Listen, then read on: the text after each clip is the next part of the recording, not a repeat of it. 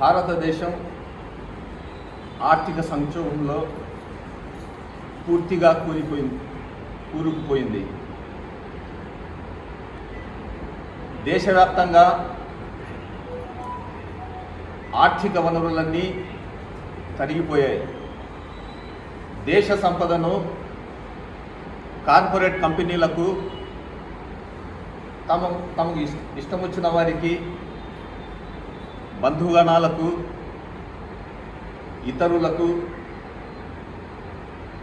దోచిపెట్టడంలో ప్రధాని నరేంద్ర మోడీ ప్రభుత్వం పూర్తి స్థాయిలో హద్దులు దాటింది. పర్యవసానంగా దేశం ఆర్థిక విధ్వంసంలో కొనసాగుతుంది. ప్రధాని నరేంద్ర మోడీ 2014 సంవత్సరంలో భారీ మెజార్టీతో గెలుపొంది కేంద్రంలో ప్రభుత్వం ఏర్పాటు చేసిన తర్వాత ప్రజలందరూ ఏదో మంచి చేస్తాడు అని భావించారు. తిరిగి 2019 సంవత్సరంలో కూడా ఇదే నరేంద్ర మోడీ సారథ్యంలోని భారతీయ జనతా పార్టీ ప్రభుత్వం రెండో పర్యాయం గెలిచింది. తరువాత 2024లో ఎన్డీఏ కూటమి ప్రభుత్వం అధికారం చేపట్టింది.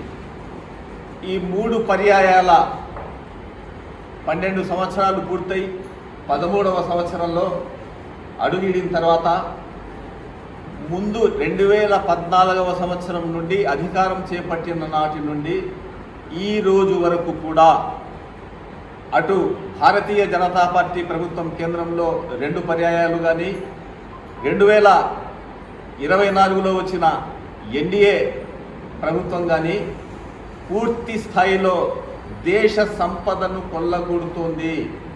ఏ విధంగా అయితే బ్రిటిష్ వాళ్ళు, తెల్లదొరలు దేశాన్ని దోపిడీ చేశారో అంతకంటే హీనంగా ప్రధాని నరేంద్ర మోడీ సారథ్యంలోని భారతీయ జనతా పార్టీ అప్పటి ప్రభుత్వం కానీ ప్రస్తుత ఎన్డీఏ ప్రభుత్వం కానీ దేశాన్ని కొల్లగొడుతున్నారు. దేశ సంపదను కూడా ఆవిరి చేస్తున్నారు.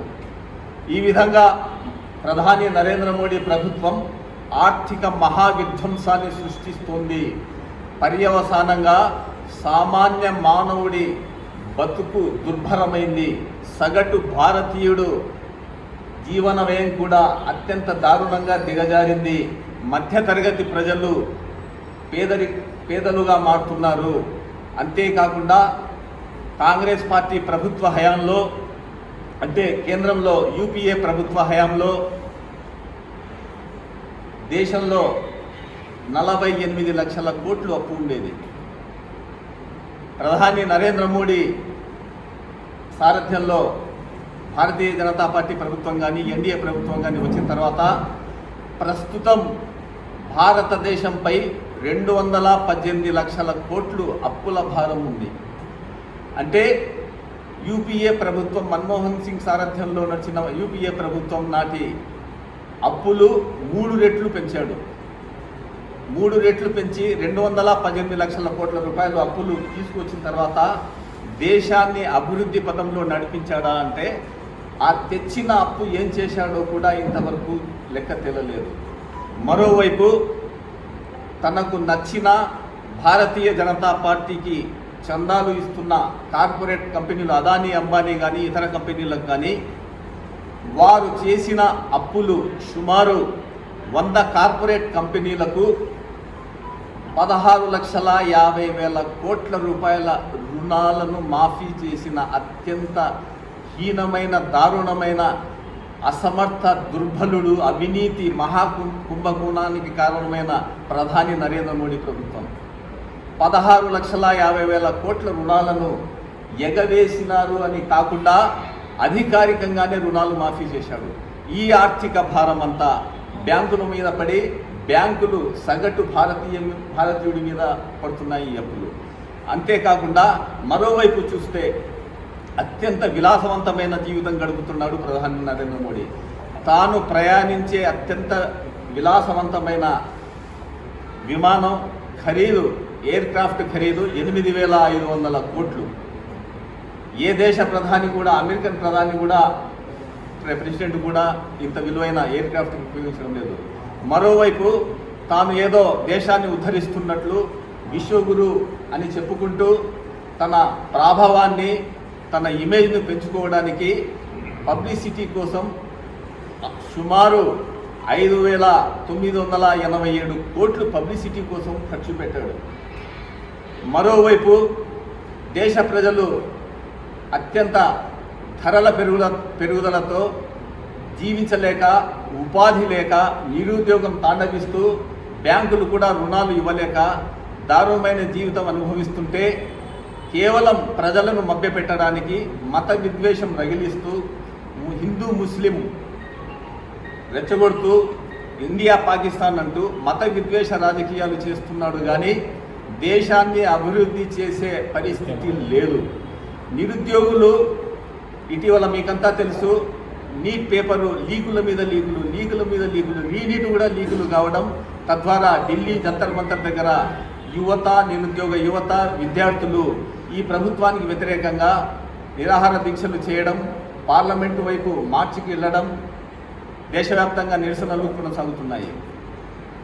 కాంగ్రెస్ పార్టీ అగ్రనేత, లోక్సభ ప్రతిపక్ష నేత రాహుల్ గాంధీ గారు ఛాత్రోంకి గూంజ్ విద్యార్థుల గర్జన అనే పేరుతో దేశవ్యాప్తంగా కొన్ని మహానగరాల్లో సుమారు 30 మంది నీట్ అభ్యర్థులు ఆత్మహత్యలు చేసుకుంటూ నిరాశ నిస్పృహలకు లోనవుతుంటే వారిలో ధైర్యం కల్పించి, వారిలో సృజన కల్పించి, ధైర్య సాహసాలు నింపి వారిని ఉత్తేజితులను చేసి పోరాటం వైపుకు, న్యాయం అడగండి, ఈ కేంద్ర ప్రభుత్వాన్ని, నిరంకుశ నియంతృత్వ ఫాసిస్టు మత విద్వేష పాలకుడు ప్రధాని నరేంద్ర మోడీని నిలదీయండి, వీరు చేసే హోంమంత్రి అమిత్ షా కానీ, ఆర్ఎస్ఎస్ చీఫ్ విష్ణు మోహన్ భగవత్ కానీ చేసే అకృత్యాలను, అమానవీయ ఘటనలను, మత హింసలను, మత విద్వేషాలను రెచ్చగొట్టడాన్ని ప్రశ్నించండి అని చాలా చైతన్యవంతం కలిగించిన తర్వాత విద్యార్థులు, యువత ఈరోజు రోడ్డుపైకి వచ్చి ఈ నిరంకుశ ఫాసిస్టు ప్రభుత్వాన్ని ప్రశ్నిస్తున్నారు. కాంగ్రెస్ పార్టీ డిమాండ్ చేస్తుంది ఒకటి, ఈ భారతీయ జనతా పార్టీ కానీ, ఆర్ఎస్ఎస్ భావజాలంతో నడుస్తున్న ఈ ప్రభుత్వాలు కానీ, కేంద్రంలో ఉండే ఎన్డీఏ ప్రభుత్వానికి మద్దతు ఇస్తున్న ఆంధ్రప్రదేశ్ రాష్ట్రంలోని తెలుగుదేశం పార్టీ, జనసేన, వైసీపీ కానీ వీరందరూ పూర్తిగా ఈరోజు దేశ సంపద కొల్లగొట్టడానికి కారకులు. ఈ ఆర్థిక విధ్వంసానికి కూడా ముఖ్యమంత్రి చంద్రబాబు నాయుడు, జనసేన అధినేత పవన్ కళ్యాణ్, వైసీపీ అధినేత జగన్మోహన్ రెడ్డి కూడా పూర్తిగా బాధ్యత వహించాల్సి ఉంటుంది. ఒకవైపు ఢిల్లీలో జంతర్ మంతర్లో నిరుద్యోగ యువత విద్యార్థులు నిరసన వ్యక్తం చేస్తుంటే వారి గురించి పల్లెత్తు మాట అనని వైసీపీ అధినేత జగన్మోహన్ రెడ్డి కేవలం రాష్ట్రం వరకు డిఎస్సిలో అక్రమాలు జరుగుతున్నాయంటూ ఏదో రాష్ట్రం వరకు గిరిగీసుకొని మాట్లాడడం చాలా దారుణం, అవివేకం. కాంగ్రెస్ పార్టీ దీన్ని తీవ్రంగా ఖండిస్తుంది. ఇప్పుడు ఈ ఆర్థిక సంక్షోభం నుంచి, ఈ ఫాసిస్టు ప్రభుత్వం నుంచి దేశ ప్రజలను, భారతదేశాన్ని కాపాడగలిగేది ఒకే ఒక్క పార్టీ, కాంగ్రెస్ పార్టీ. అన్ని కులాలను, అన్ని మతాలను, అన్ని వర్గాలను సమాన ప్రాతినిధ్యం వహిస్తూ, సమానత్వం కల్పిస్తూ ప్రభుత్వంలో భాగస్వాములు చేసింది కూడా గత 65 సంవత్సరాల పాలనలో కూడా ఒక్క కాంగ్రెస్ పార్టీ మాత్రమే. కాబట్టి భారతదేశ ప్రజలు, భారతదేశం కూడా రాహుల్ గాంధీ నాయకత్వాన్ని బహిరంగంగా కోరుకుంటున్నారు, బహిరంగంగా ఆహ్వానిస్తున్నారు. ఈ దేశాన్ని బాగుపడాలంటే, మన సమాజం బాగుపడాలంటే, ప్రజలు బాగుపడాలంటే, వ్యాపారులు ఆర్థిక దివాలా నుంచి బయటపడాలంటే, ఈ నిరుద్యోగం వంటి విలయతాండవం చేస్తున్న, ఈ దేశాన్ని పట్టి పీడిస్తున్న ఈ నరేంద్ర మోడీ సృష్టించిన ఈ పెనుభూతం ఆర్థిక విలయం, ఆర్థిక దోపిడీ నుంచి బయటకు పడేయాలంటే కేవలం కాంగ్రెస్ పార్టీ ప్రభుత్వం కేంద్ర రాష్ట్రాల్లో రావాలి. రాష్ట్రంలో కూడా శ్రీమతి వైఎస్ షర్మిలారెడ్డి పిసిసి అధ్యక్షుల ఆధ్వర్యంలో కూడా పోరాటం చేస్తున్నారు. రాష్ట్రంలో కూడా నిర్ణయాత్మకంగా కాంగ్రెస్ పార్టీ ప్రబల శక్తిగా ఎదుగుతుంది.